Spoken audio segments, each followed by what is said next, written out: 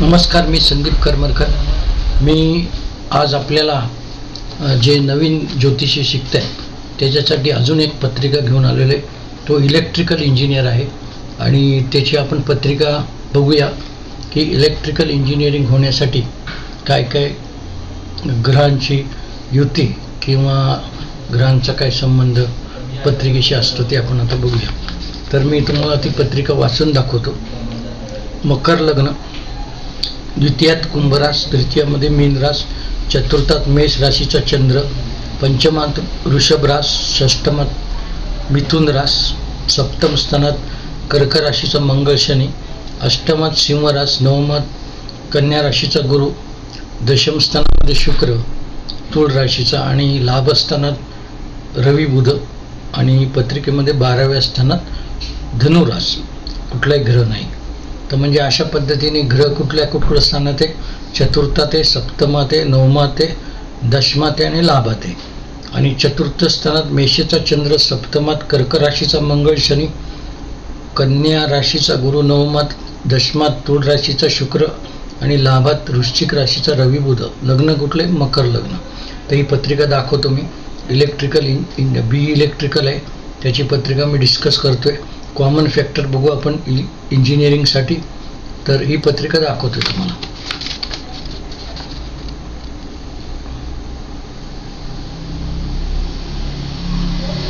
लिहून घेतो.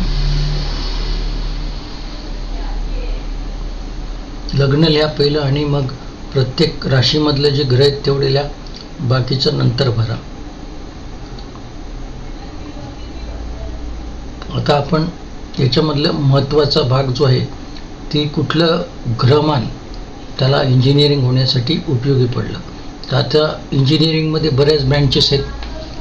Electrical, electronics, computer, त्याच्यानंतर तुमचं IT आहे, मेकॅनिकल आहे, सिव्हिल आहे, अशा अनेक ब्रँचेस त्याच्यामध्ये आहेत. पेट्रोलियम आहे, पेट्रोलियम पण आहे. तर अशा अनेक ब्रँचेस जे आहे त्याच्यामध्ये आपण त्या ब्रँचेसच्या संदर्भामध्ये नंतर बघू कुठली ब्रँच त्यालाच. आपण बेसिक इंजिनिअरिंग त्यासाठी कुठली ग्रहदशा लागते ते बघा. त्याच्यामध्ये तुम्हाला लक्षात येईल की त्याचे मंगळ शनी जी होते इंजिनिअरिंगसाठी फार महत्त्वाची मानली जाते. आणि दुसरी गोष्ट बुध जो आहे तो वृश्चिक राशीचा, म्हणजे मंगळाच्या राशीत बुध आहे, हा एक त्यांना अनुकूल झाला पत्रिकेनुसार. म्हणजेच या पत्रिकेमध्ये हे जे दोन कॉम्बिनेशन आहेत ते बेसिकसाठी खूप चांगले आहेत. एक म्हणजे मंगळ शनी होती आणि दुसरा बुध मंगळाच्या राशीत. परत जेव्हा इंजिनिअरिंगच्या काही रिपीट होतील पत्रिका तुम्हाला याचा संबंध थोडा जोडल्यासारखं वाटेलच. म्हणून तुम्ही आजूबाजूचे जे इंजिनियर आहेत कोण त्यांच्या पत्रिका अशा बघायला सुरुवात करा. तुम्हाला लक्षात येईल की आपण इथे जे पत्रिका डिस्कस करतोय त्याचे बरेचसे ग्रहमान तिथे प्रेझेंट असतील, तुम्ही ज्या पत्रिका आणलेल्या असतील. आणि हळूहळू कॉन्फिडेंटली तुम्ही सांगू शकाल की त्याला इंजिनिअरिंग लाईन सुटेबल आहे, मेडिकल आहे किंवा दुसरं कुठले अन्य लाईन जी उपलब्ध आहे त्याला ती तुम्ही पत्रिकेप्रमाणे करिअर काउन्सिलिंग करू शकता. तर हा चांगल्या प्रकारे तुम्ही हा व्यवसाय निवडू शकता ॲस्ट्रॉलॉजीचा.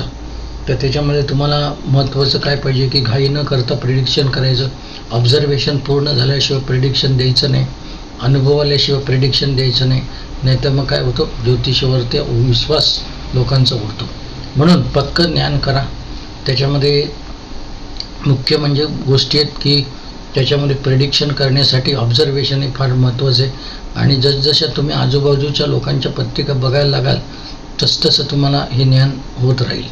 तर आणि एक गोष्ट महत्त्वाची आहे की तुम्ही ज्याच्यासाठी पत्रिका बघताय त्यासाठी तुमची आतमध्ये जेन्युइननेस पाहिजे की या व्यक्तीला आपण करिअर सांगायचं आहे. तर आपल्या करिअर सांगण्यासाठी आपली उत्सुकता राहिली पाहिजे की त्याला कुठलं करिअर द्यायचं.